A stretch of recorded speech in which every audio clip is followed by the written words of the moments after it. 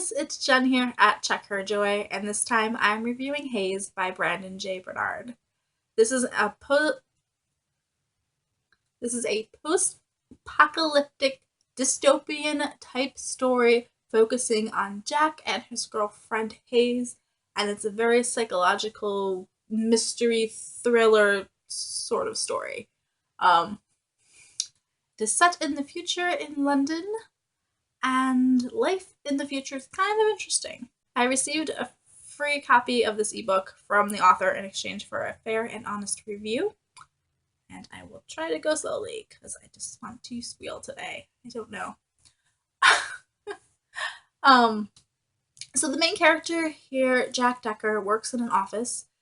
It's a job he doesn't want, kind of boring, and Jack's very isolated. He doesn't have a lot of friends, either at work or in his personal life. In fact, I'm pretty sure he has none before he meets Haze. And we get to see the world through his eyes, like how he sees London and the people around him. So when he meets Haze, she's this very charismatic, engaging, free-spirited person. He first meets her when she's eating donuts, and it doesn't take him long to figure out that they weren't her donuts after he helped her eat them. They were somebody else's in the office. And so Haze is this ball of fun, but also kind of comes with this price. And my arm's getting sore.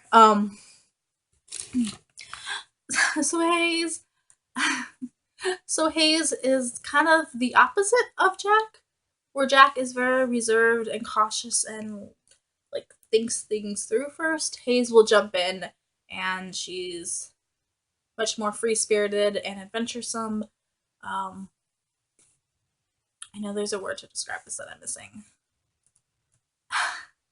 Anyway, they complement each other very well in these different personality traits.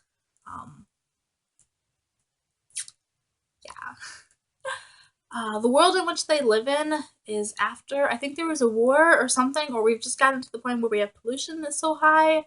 But there's been a decrease in the population. The world population is about 4 billion, which right now it's roughly 7. So to give you perspective. And at least London is completely covered in this haze of chemicals and pollution. And so anytime they go outside, they need to wear gas masks and goggles, because they would, at one point he says he has like a minute outside without these things on before he would start suffering damage. So not great look at the future. It is kind of cool to see how technology progresses though, like what computers can do. One of the things that Jack is really into is digital diving, which is this really intense form of virtual reality, where you kind of put electrodes on your brain and sync with this computer, and the computer feeds you dreams. And the dreams are very realistic, and it feels like real life. So your sense of touch and smell and taste and hearing and sight, all of that, like it mimics it exactly like you were really experiencing them. Because it's a computer, you can have things programmed in, like places you've never been to before, or situations you wouldn't imagine on your own.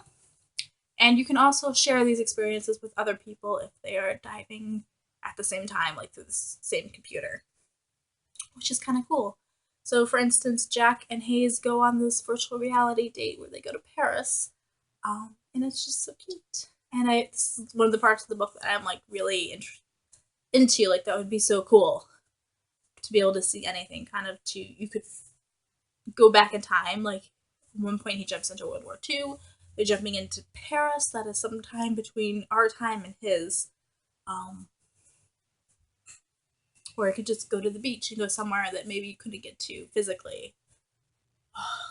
Which is awesome, especially with the air thing, like you couldn't just walk around without a mask on. So if you went there, digitally, you could. Which is awesome. The book kind of unfolds like a mystery in that we get little glimpses of things slowly, a bit at a time. Glimpses about who Jack is, who Haze is, what the world is like, and the situations they're in, which is a cool way to tell the story. I also like the touches about like how the fast food restaurants work. Like you type in things into a computer terminal and then like machines make your food and give it to you, which is kind of interesting take. Although they still have sit down restaurants where you can go have a waiter and actual like cooking staff make your food also. It's a short book, so I don't know what else I can say. There is this huge twist at the end, which was like, oh my goodness, really? And I had to go back and reread it to be like, oh yeah, the clues are kind of there. What? And I think it is totally worth reading for that twist, but I can't tell you what it is because then it won't be a surprise.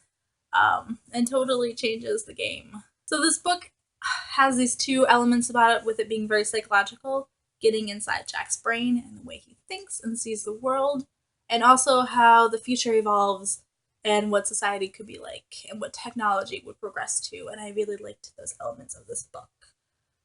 So if you like that kind of stuff also, I totally recommend this book. Yeah, definitely if you like psychology, read this book. Um, that's about all I can say without ruining it. It went from being an okay book to, oh my goodness, with this one spoiler thing at the end.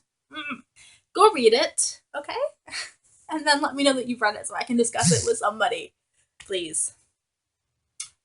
Anyway, peace out. I love you guys and keep reading. Bye.